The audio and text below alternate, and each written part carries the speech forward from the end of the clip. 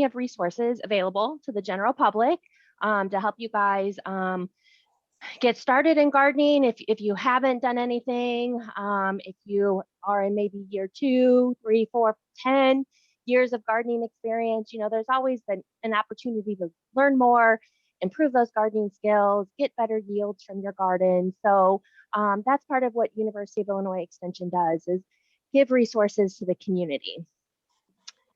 Which leads to my first slide. When people hear U of I Extension, they're like, well, what is that? So we are the outreach of the University of Illinois, and we provide the research-based information to the general public. So we have offices and staff that work in our local communities. We have representation in all 102 counties in Illinois. So I manage the program in Madison, Monroe, and St. Clair. So those are my home bases that I work in and provide resources and support to local community members. So at the Extension office, we've got 4 main program areas. So Ag and Natural Resources, as Landon mentioned, is my arena.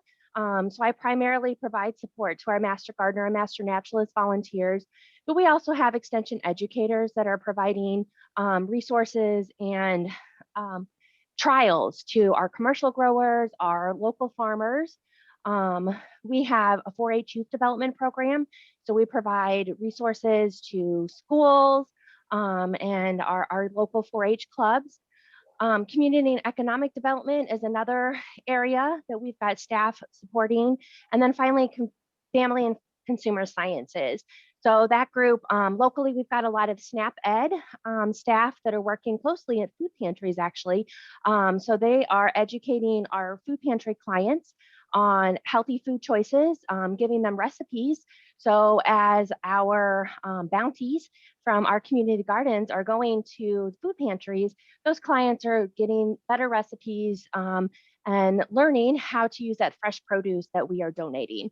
So at the Extension office, we've got a lot of programs that are doing crossover support and again, just helping build healthier communities.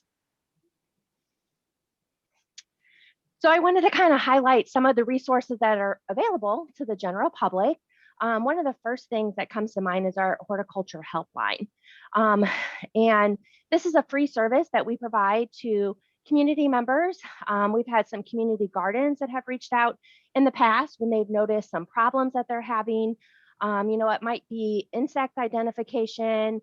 It might be a popular question we actually get in the summer is, how come my tomato plants aren't producing fruit? So our master gardeners are able to problem solve, help give some advice, and help the community garden member or the homeowner be better gardeners and think about what they're doing in their practices to improve their garden skills. So as I mentioned, the Horticulture Helpline is a free service. So anyone can contact us and provide us a little bit of information about what you're experiencing. Master gardeners are kind of like detectives on the Horticulture Helpline and trying to navigate their way through and give you guys some advice. The helpline is available year round. We do kind of take a little winter break, so it's not as busy right now. So there's not a person here every day to answer questions, but during mid-March, as things start to pick up until October, you can find a master gardener at the Extension office Monday through Friday from 9 a.m. till noon. In the meantime, if that time period isn't convenient for you, feel free to call the office, email us, and the master gardener will get back to you and give you some more information. Other resources that we have, I know there's a lot of things on this slide, but these are all great things that I wanted you guys to be aware of. So the local extension office will have workshops and programs that are available to the general public. So that website address there takes you to the Madison Monroe St. Clair unit page. So we do have a weekend gardener program coming up on March 6th. It's a Saturday. And one of our topics is related to beginning vegetable production. So we've got an extension educator who will be walking you guys through site selection, soil testing, and just some of the basic preps that you need to do when you're thinking about starting a vegetable garden. So visit our local website, check out the programs that we've got available for you guys, and again, help build your knowledge on being a better gardener. The next website below that is our state extension website.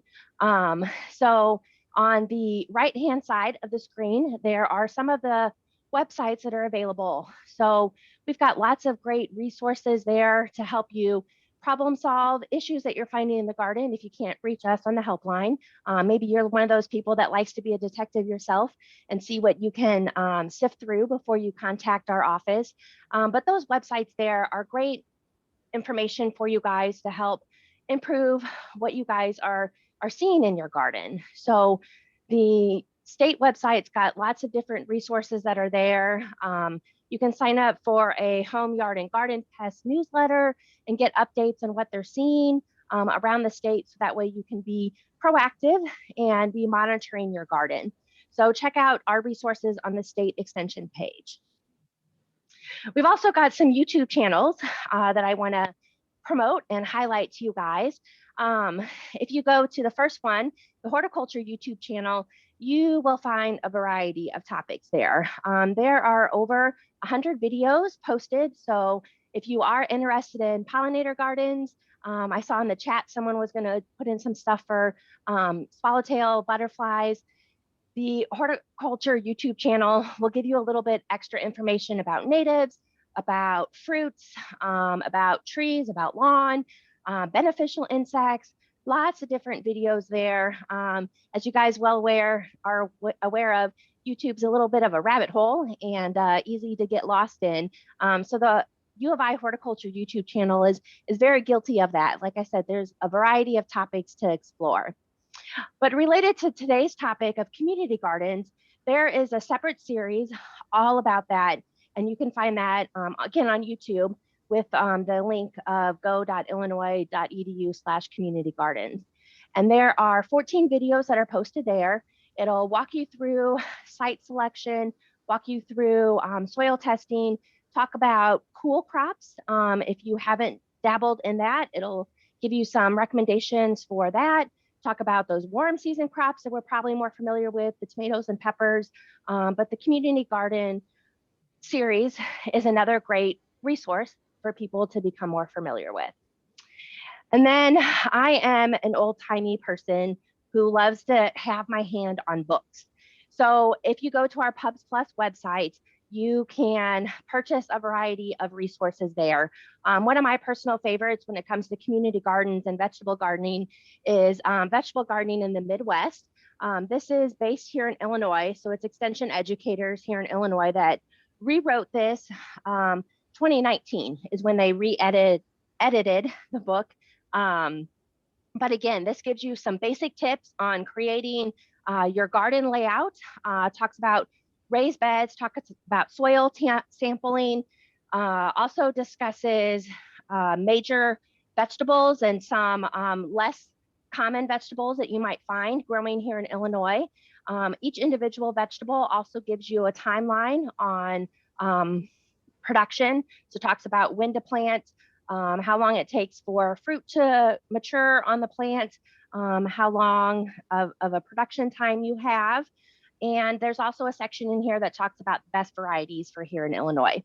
So the Vegetable Gardening in the Midwest book can be purchased from Pubs Plus. So this is, again, a very handy resource for those who like to have something tangible in their hand.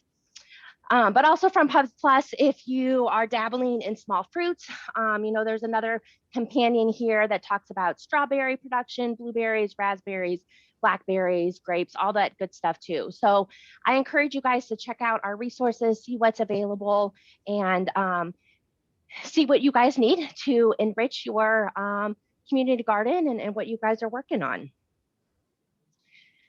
So as Landon mentioned, I do manage our Master Gardener and Master Naturalist program. So I can't help but mention a little bit about our volunteers and what they do. So this is kind of that next step for volunteers. This is people who are really wanting to take that crash course on all things horticulture related. So that's what the Master Gardener program does, is you get training on fruit production, vegetable production, soil, chemistry, but then there's also flower session, tree session, turf grass. So again, it's like a whole college course of information in a short amount of time. So in our unit, we have around 150 active volunteers that are working, and they've got a variety of projects throughout the 3 counties. So the picture there is some of our master gardeners at the Henry White garden down by Millstott, and all of the produce from that garden is donated to local food pantries. So they're harvesting some sweet potatoes from a few years ago. So Master Gardeners, like I said, is a great program to just really enrich your education and understanding about the right plant in the right place. So to give you a little bit more information about what training looks like, Master Gardeners receive over 60 hours of training, and the classes are taught by extension educators and specialists. And there are 2 training options for Master Gardeners. The first one is a hybrid classroom session. They have weekly programs. Each week we focus on one of those core topics, and the hybrid class, we actually are starting it, just started it, so not able to sign up for this year, but you can look for registration for the 2022 class next fall, because that program will start in January. But if you aren't able to meet in the classroom program, there is an online training. Online training is great because it's self-paced. So if you're still working, if you are managing a busy household, the online training is a great opportunity for folks that are juggling lots of stuff and can't commit to classroom time. So the online training is available 3 times a year. So we'll have another summer session that'll start in June, and registration will be available in April. So again, the online training has become a very popular avenue for folks to get the core training and get involved in the program. So just briefly, again, community garden might not necessarily be tied to Master Naturalists, but again, it is a good program. Our Master Naturalists are really focusing on improving our environment. So they spend some time with pollinator gardens, for example, helping create more habitat for our beneficial insects that are out there. So our Master Naturalists are busy out in the natural areas, restoring and removing invasive plants, but then also creating better habitats for again, those beneficial insects that we want. So the picture there is some of our Master Naturalists prepping a site for a pollinator garden that they put in at the watershed in Edwardsville. And again, just a little bit about the training for Master Naturalists. They receive over 40 hours of training on ecology topics. So they spend time in the prairie, in the forest. They learn again about geology and kind of how Illinois got to the environment that we have. The classes are taught by extension educators or partnering agencies, and there is only a classroom training option available at this time. And we hold our local trainings in the fall. So we'll be accepting applications starting in June. So look for details about the 2021 Master Naturalist training later this year.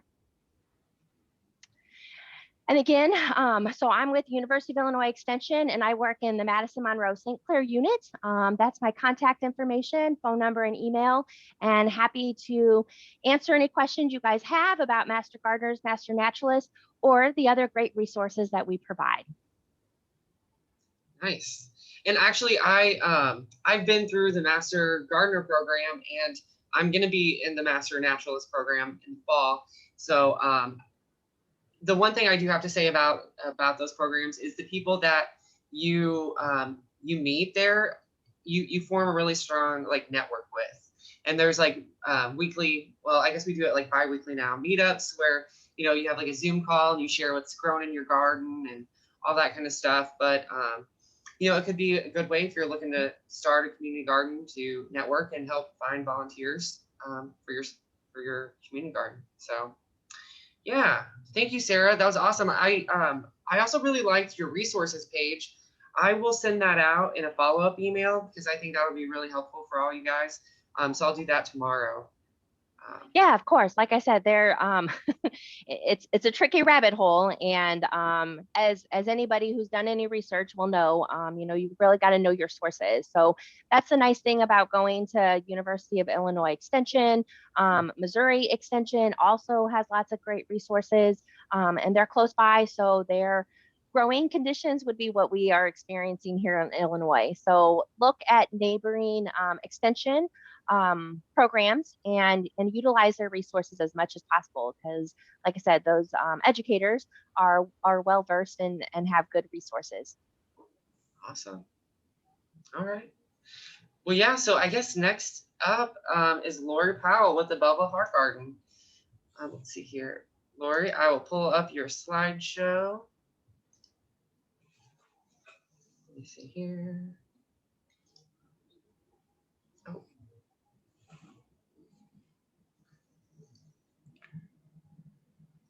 Let's see here. Wow, I'm having all kinds of technical difficulties today.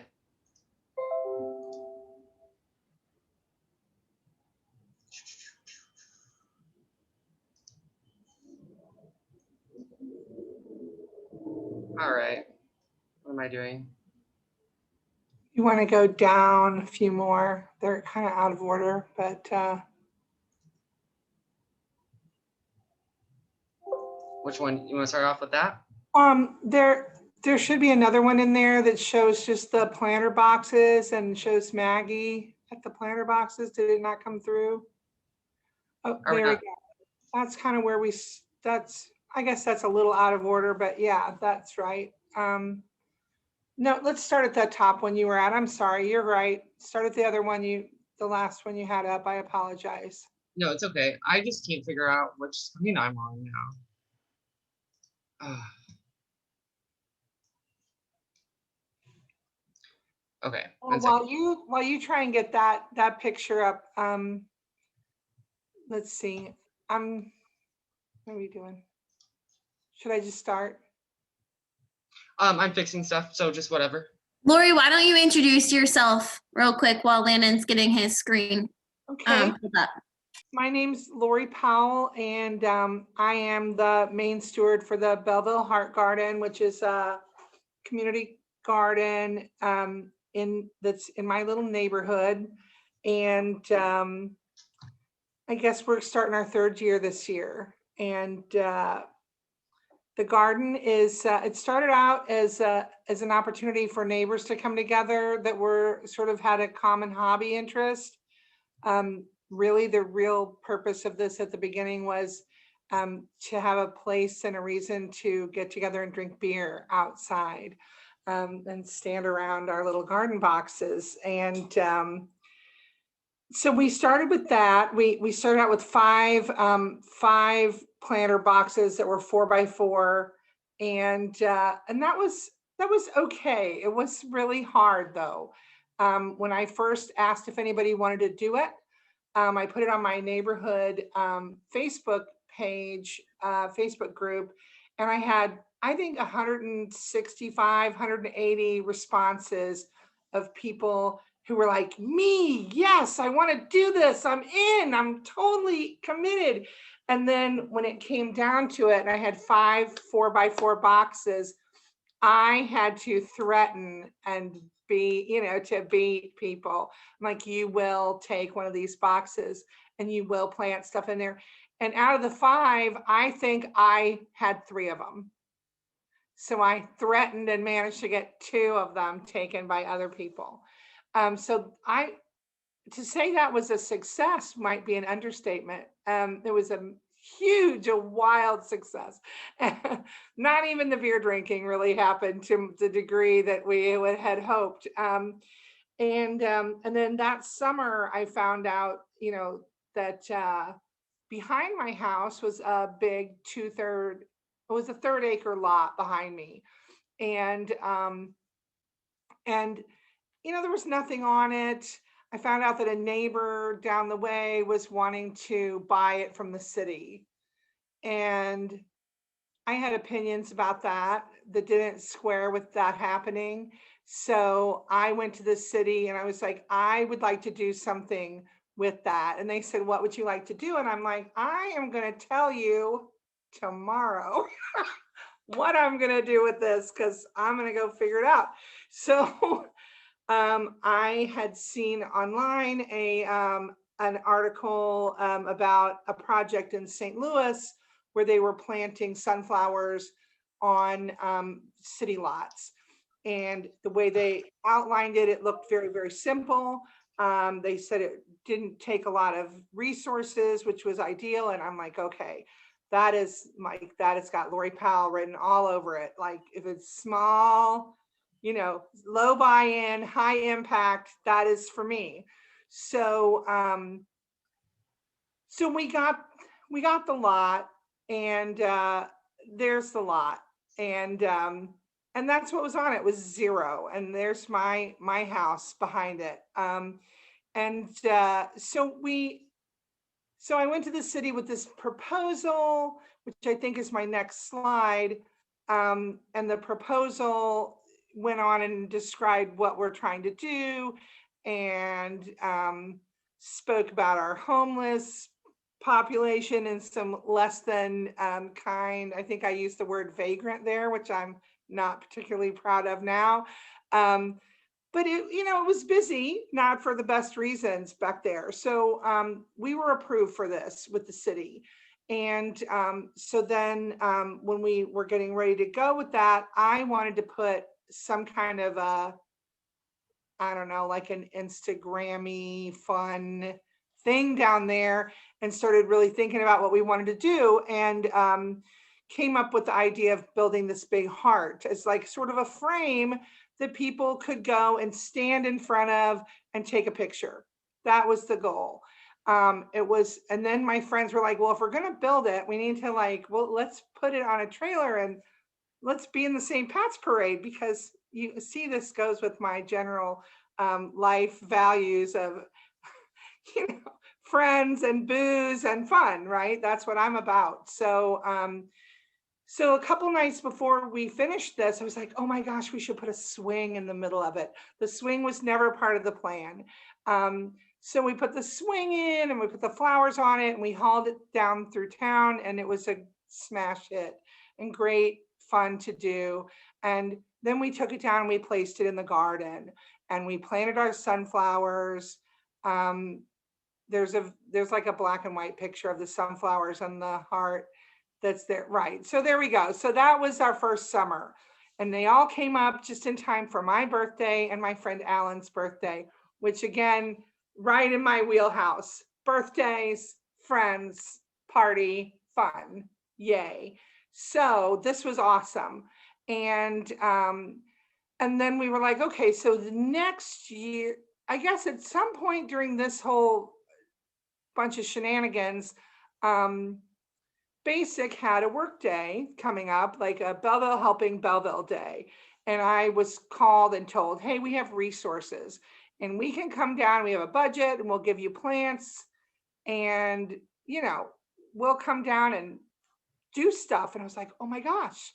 So we laid out a big bed behind the heart for flowers, and we packed a ton of flowers in there. Heartland's Conservancy brought us, I think, 80, Landon, or 100 milkweed plants, and we put those in. Neighbors brought plants, 150 plants from neighbors.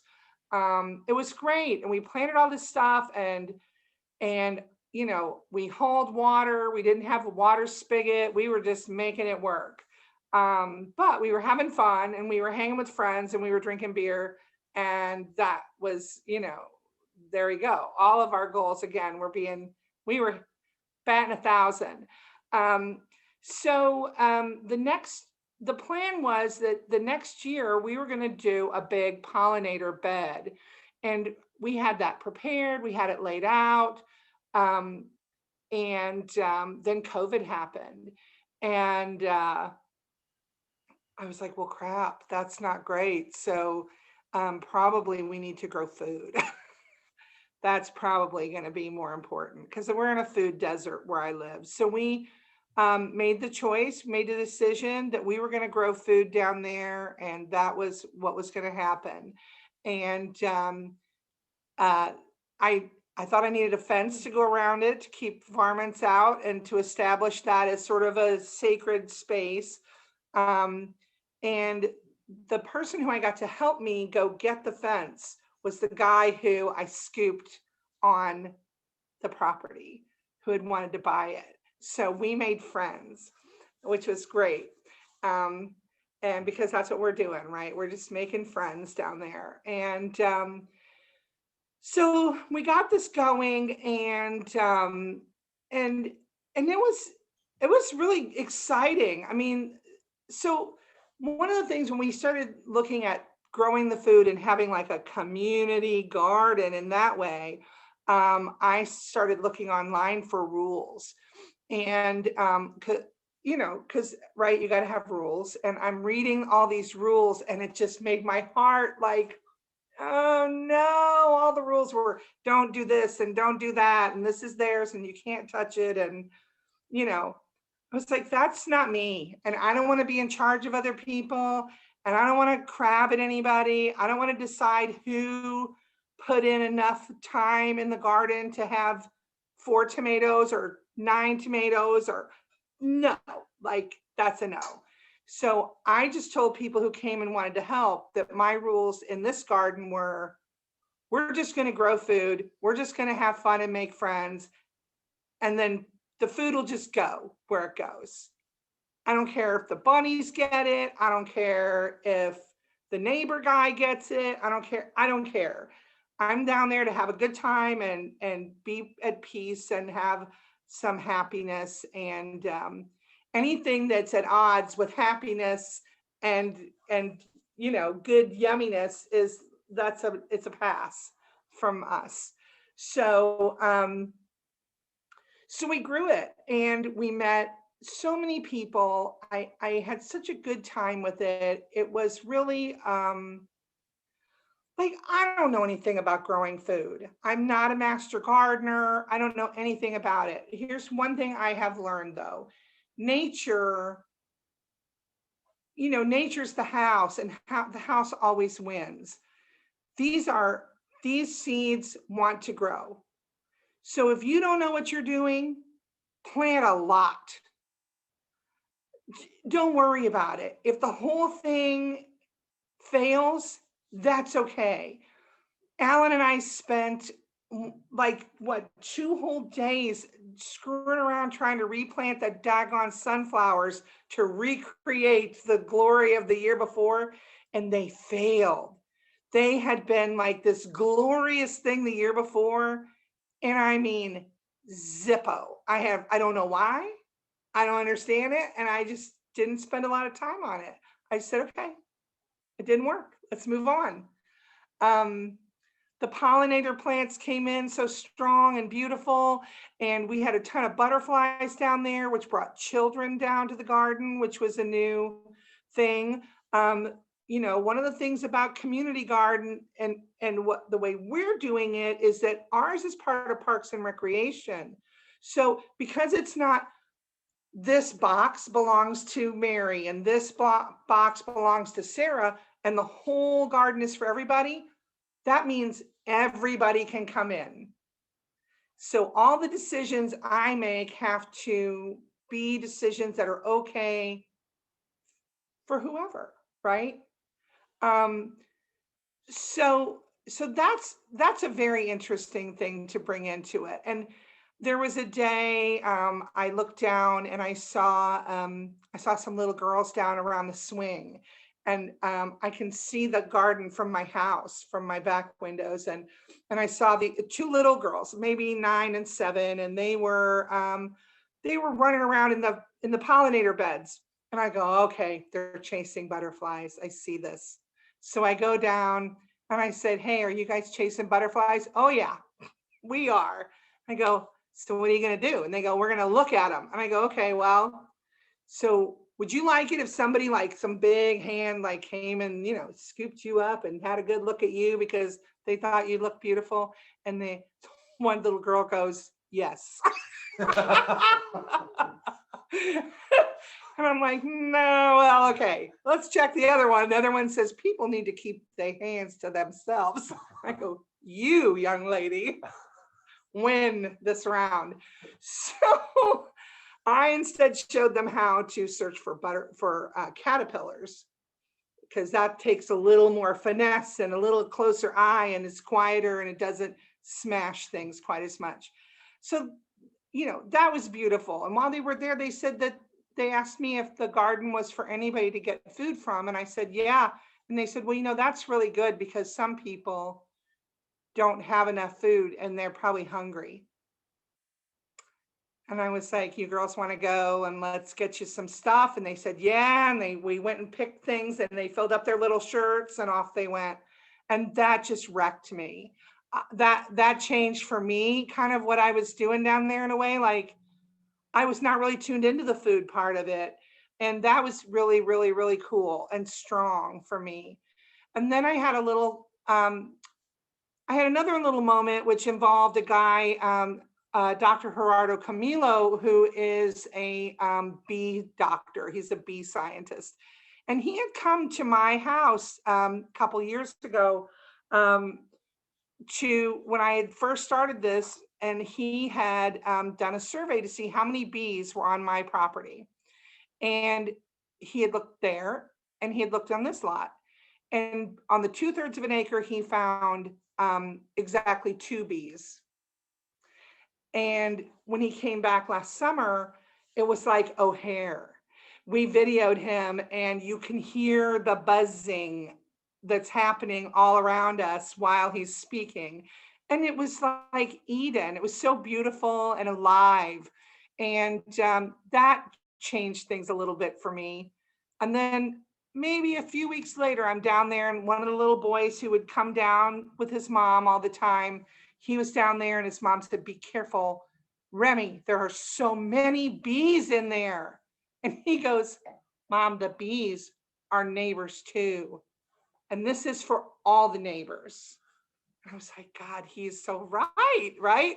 Like, again, the greatest gifts come, that's been the thing about doing the community garden. It's like, it's about the community. It's so much more about that than the garden part of it. The garden part is so secondary to all of it. And I love bringing people in, and it has brought me friends that I would have never had. My goodness, we met our one of our stewards, Jenny, came to us through Heartlands, I guess is how she connected to us last year. And, she's so shy and quiet. And then I said, we need to kind of drop a master plan. And she goes, well, I like to measure things. I could help with that. And I said, okay. And then she did this incredible master plan. Landon, can you show? She also then made this in gingerbread, because, why wouldn't she? That the gingerbread is there as a slide, Landon.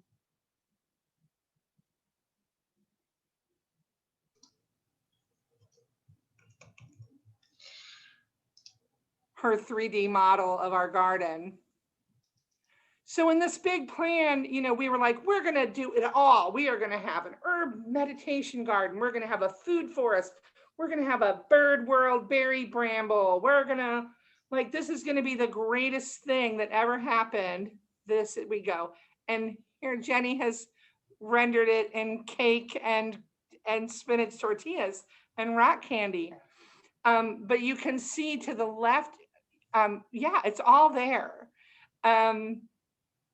So that was super beautiful. I met my good friend Alan doing this. I mean, I've made so many friends, and it's so wonderful. And if you want to start a community garden, I guess the big thing is like, what is your purpose, right? That's the biggest part to know going in. In my opinion, if your purpose is just to grow food, and maybe you don't have the space to grow the food, I don't know about that. Like, that's not my kind of space. But if what you're trying to do is connect with other people and have friendly times and yummy good stuff with your neighbors and smiles and butterflies and birds and life in your world, then yeah, this is the thing. Like, do it, plant it all, and just really tap into the joy of it. Because that's the good stuff. I mean, who cares about the rest of it? I can go buy a zucchini anywhere. I can't buy those moments that I had with my friends down there. So what else? Is that all? What else am I showing here, Landon? This is, you'll see on this is our new sign. We're putting up a sign this in the next week or two, finally. And we decided to call ourselves a community demonstration garden, which is a different kind of thing than a community garden. So what we're saying is that we're there to show some different ideas about things you can grow that are native, and to show you about it and teach it. So it's kind of a poo-poo platter, right? A little sampler platter of gardening, where we get in there and just do a lot of different things. And so we're super excited about that, about the silly sign. We worked so hard to get that put together, and Heartland's put the sign together for us. We recently connected our garden with Gateway Greening, and they're another really great organization if you're starting out as a community garden, especially because that is really what they do, and they super have great resources for that. I mean, we contacted them, and within a couple weeks, they were like, here's your classes, here's your resources, here's this, here's that, bingo bango. That was awesome.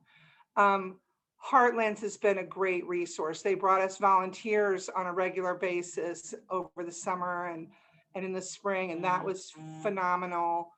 I mean, the city of Belleville would like to continue to expand and have more of these gardens and infill lots. And I guess my point for people to know is community garden does not need to necessarily be tied directly to food producing. It can be any kind of garden. It can be a bird garden. It can be an herb garden. It can be an orchard. It can be whatever. It's up to you. The community comes first. The garden comes second. So I don't know what else. I think that's all I have to say. I think I have run my mouth vigorously. Oh, this picture we did this year, we put in this great, the newest addition to the garden is this great sculpture that a neighbor put together for us. And it was funded by the BASIC initiative, which is a character education program in the Belleville schools. And so one of our stewards, his uncle, who has since passed, was a really avid bird guy and just prolific producer of birdhouses. And so we told his cousins that we wanted to make this tree and fill it with birdhouses, and they were like, "How many do you want?" So we have almost 200 birdhouses in this tree that our neighbor Eric built. And they're painted 12 different colors, one color for every one of the character traits that the program promotes. And there's a little sign that goes with it. We have intended to have a dedication this weekend on Valentine's Day, but after begging from my friends and family to please put it off when it's not unbearably cold, I acquiesced because I don't really care about the cold. So that's where we're at. So I think for me, yeah, if you want to start a community garden, do it, but know what you want to do and know who you are and go in there to have fun. Great, Lori, thank you for that. We just have one question for you in the Q&A. Yeah. How big is the Heart Garden? Is it 3/4 of an acre? 1/3. 1/3. Okay. It's small. All right. But it's big to us. Yeah. Yeah, I was gonna say too, in front of the birdhouse tree is a pollinator garden which, and most of those plants were donated from a woman who's a master gardener and somebody who's conservation at home certified. And so that was really nice. She donated like how many, like it was like a truck full of plants that Heartlands organized a volunteer group to come out and help install it and stuff like that.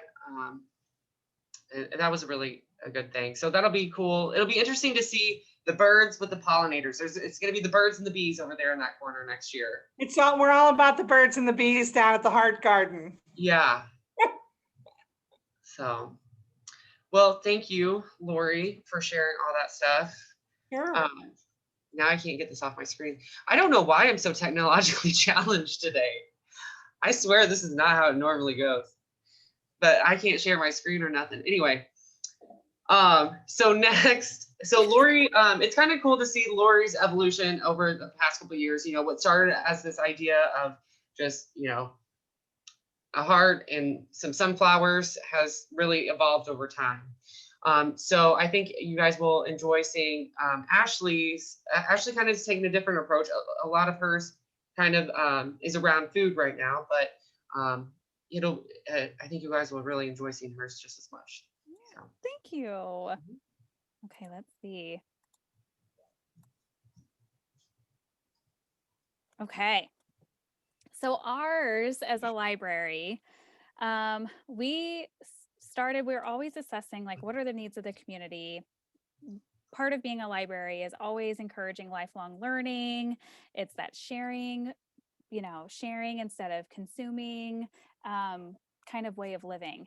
And so we started the Caseyville Community Garden in partnership with our local CMC Rotary Club, especially in a pandemic when, same here in Caseyville, there was a big food shortage and the pantry had very limited hours. And for a while there, they were closed completely. So ours was very much on what are the immediate needs of our community. The library at the time, our doors were closed, but we were always thinking, what are other ways that we can still provide services, continue that lifelong learning, and meet the needs of our community. So we started building our garden, and I don't know if you can see, but our neighbor painted so they're like painting sticks, like painting, and so that's what helps label the garden. But so we have tires and planters boxes, but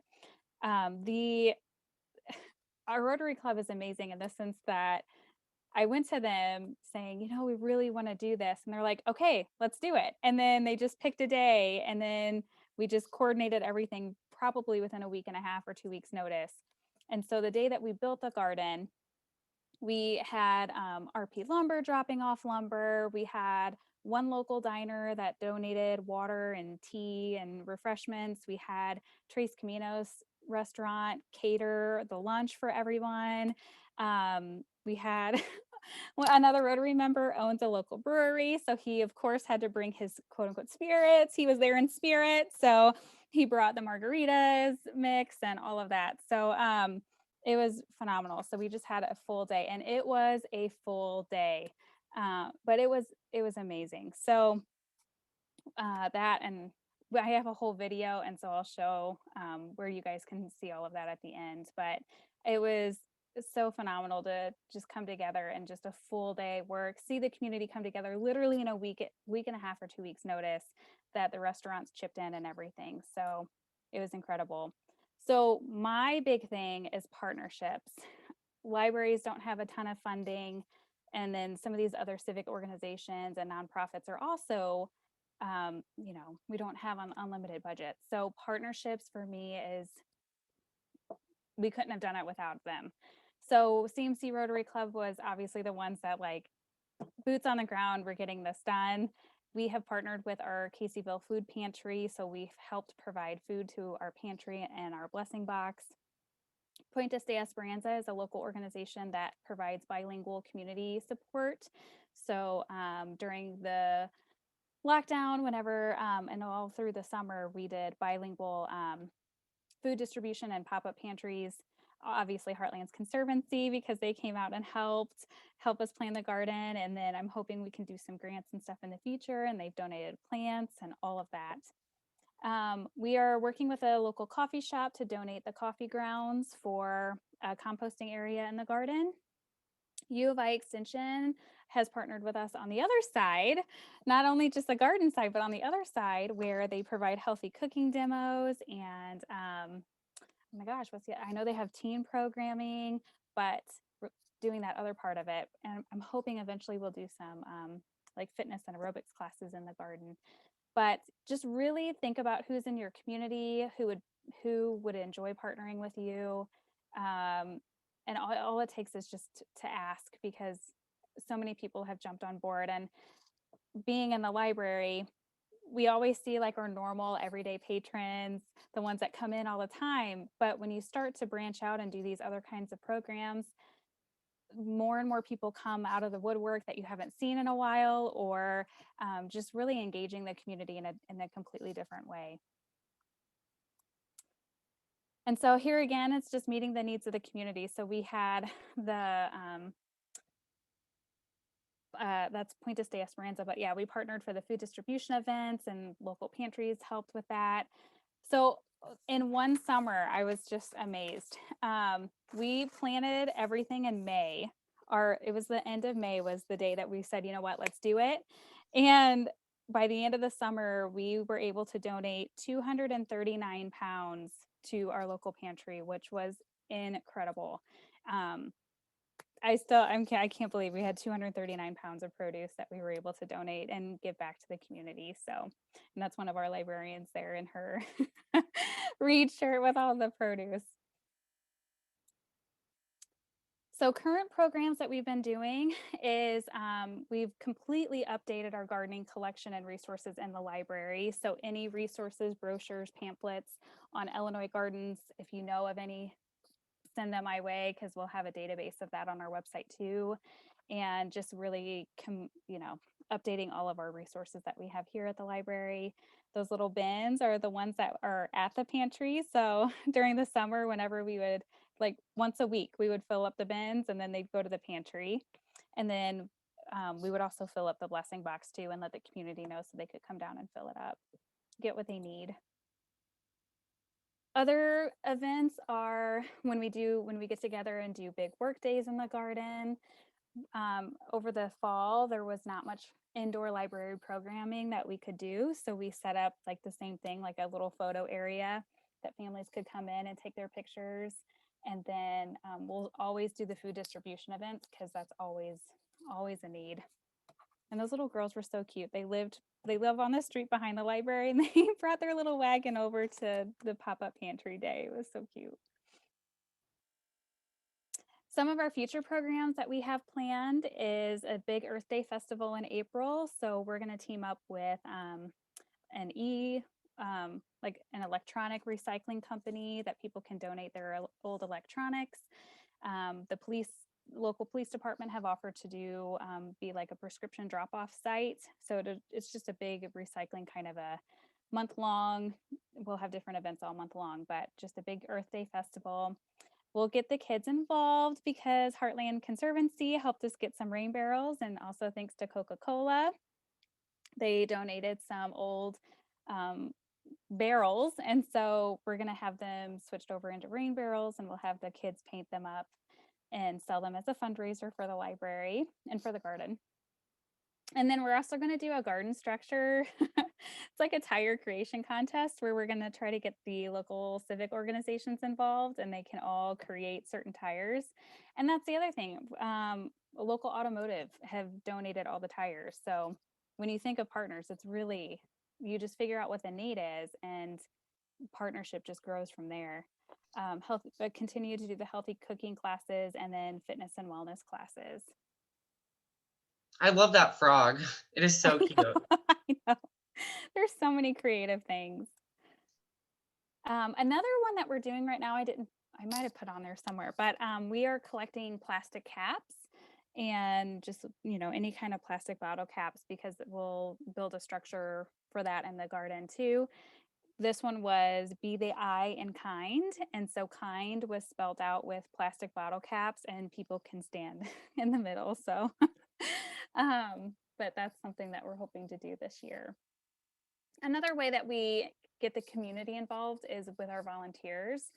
So last year we weren't really able to as much because of COVID, but this summer we'll be able to get National Honor Society kids, National Junior Honor Society, clubs, some scouts, sports.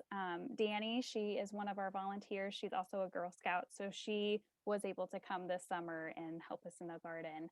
And then again, those civic organizations, Rotary, Kiwanis, Lions Club, church groups, everyone is willing to volunteer. Everyone's eager to get out of the house, and it always feels good to get back to the community. So, and then just community members. Like I said, it's amazing how who is coming to help in the garden, and getting just regular community members involved. Just us with doing our work day. We had people show up with plants that we had never met before, or I had only seen them in the library once, but then they show up with a tray full of plants on the day that we did the planting. So just incredible. And then I'm sure there's more, but if you need anything, if you have any questions, that is my contact information here at Caseyville. And then we do have a page specifically for our community garden. It's the caseyvillelibrary.org/community garden. But we put a video together so you could see the plot of land before it started, and just the whole video showing us building it. And there's more information there of, what produce we had each month and all of that. So I am happy to take any questions too. And Landon, you've been here too. If you can think of anything else, let me know. But yeah. Oh, you're muted. I'm telling you. I know you need a vacation. I know. I have some days where just no technology works at all. I'm just like, but anyway, so I've spent a lot of time with all three of you, actually, like in the Master Gardener program at the Heart Garden in Caseyville. And I just have to say, I think it's a good time to learn how to garden. Mm-hmm. It seems like if you want to start a community garden, if you want to learn more yourself about gardening, it just seems like right now is the time.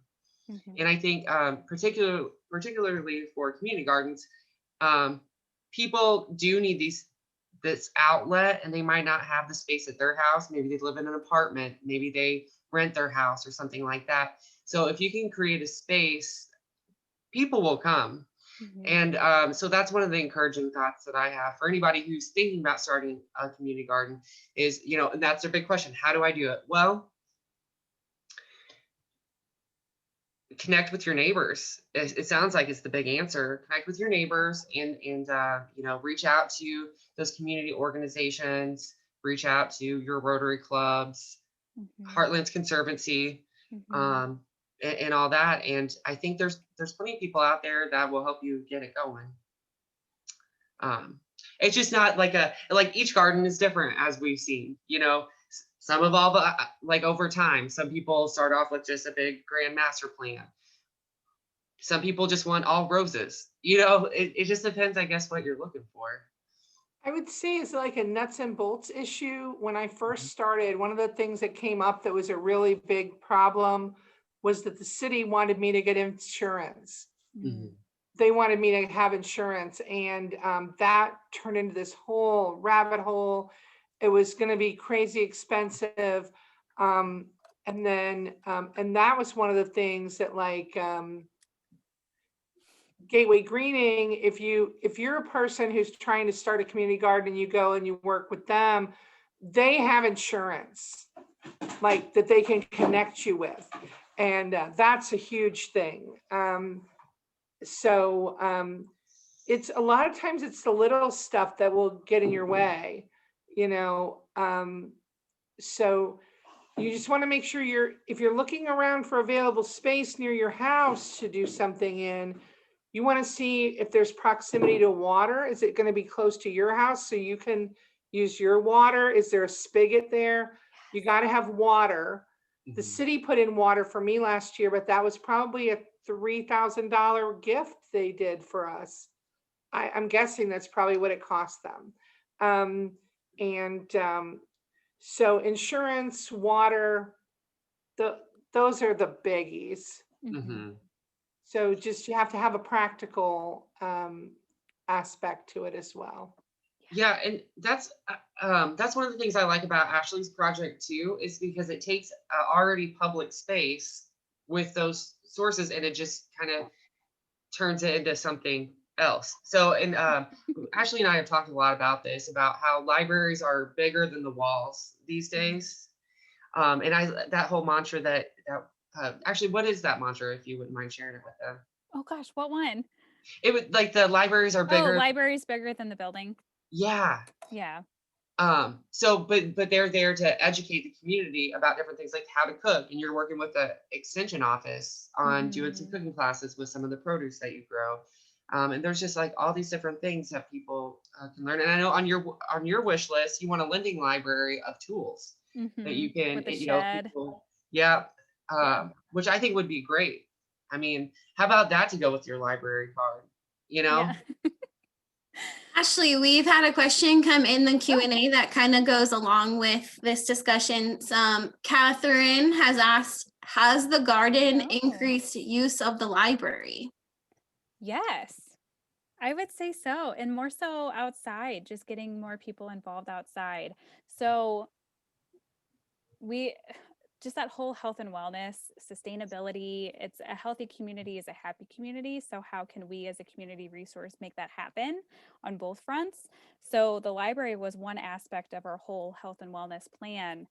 And so just really encouraging people to be outside, and COVID has, enabled us in a way to do that. So yes, I would say having the garden as one aspect. We have more people just walking through with their dogs. We're just like walking by on the street. We're right next door to the elementary school, so the kids can come over more. So I would say yes, for sure.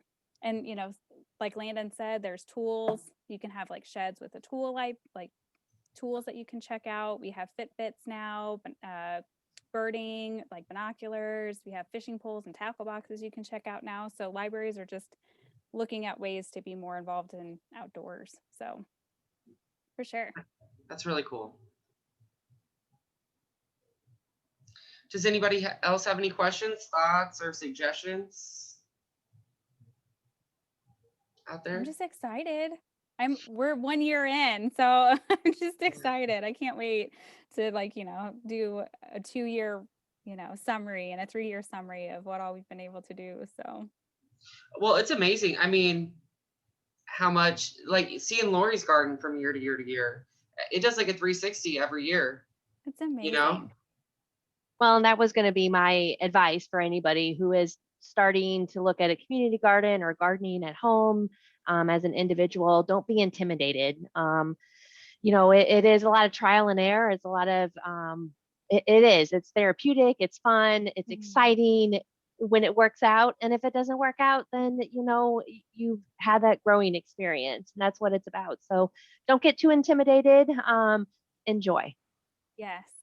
And U of I has a training next week I'm signed up for, the therapeutic value of nature, I think. So I'm already signed up for that one.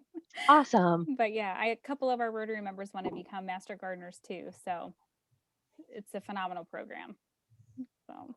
And I'm signed up for next month's weekend gardener. Okay, guys, we've had one more question come in, and this is a good question. First, Jessie, sorry if I butchered your name, wants to thank you all for sharing your stories and experiences. They say, I'm wondering if any of you could talk more about accessibility in the garden. How do we make sure community gardens are accessible to as many people in the community as possible? One of the things that we're doing is we're putting in raised beds, some new raised beds in the back of the garden where there's alley access, where the ground's a little firmer. They're going to be double high raised beds that'll be wheelchair accessible, and people if in a wheelchair, you'll be able to pull right in and park back there and just go right up to the boxes. And we already have actually a neighbor who we have come down, and she comes by in her little scooter chair and gets food. So yeah, That's awesome. that's something we're aware of. Yeah. That's awesome. And just to add on to that, I would like to let everyone know that crushed limestone is an ADA acceptable surface. So, and it's cheaper than like pouring concrete or asphalt. So if you're looking for a path that's wheelchair accessible, you could consider crushed limestone. That's Thank you. awesome. And Yeah, another way of that is incorporating sensory activities too. So if you have sensory processing disorders, if you're on the spectrum, we want to incorporate more of that in the garden too. So getting that hands-on different textures. Yeah, and Ashley, you kind of have like an idea of your grand scheme plan, and part of that in your wish list is ADA acceptable pathways throughout the entire thing as a, grand scheme of things. Ours will be like a community garden and outdoor classroom is really our goal. So it'll be Wi-Fi, we'll be out there, bilingual signage, bilingual instructors, because Caseyville does have a high Hispanic population. With the gardening materials, having bilingual, gardening materials and resources. So yeah, definitely. Yeah, accessibility is really important though, for sure. Alrighty, guys. Well, any more thoughts? Anything else you guys all would like to share? You're right at 7:06. So I guess if you want, if anybody wants to email me, I'll send out an email tomorrow. If you have questions, I can send them over to any of the panelists that you want. I can also include their emails in that as well. And yeah, I guess You can always find us on Facebook at the Belleville Heart Garden. Oh, If yeah. you have questions for us, we're on Facebook at Belleville Heart Garden. And Caseyville Public Library. And you can follow us at Heartlands Conservancy. Yep. Which I think most of you probably already do. So, alrighty, guys. Well, I guess that concludes our starting a community garden. Yeah. Thank you, everybody, for joining us, and thank you to all the panelists. Thank you for organizing. Nice to meet you guys. Nice to meet you.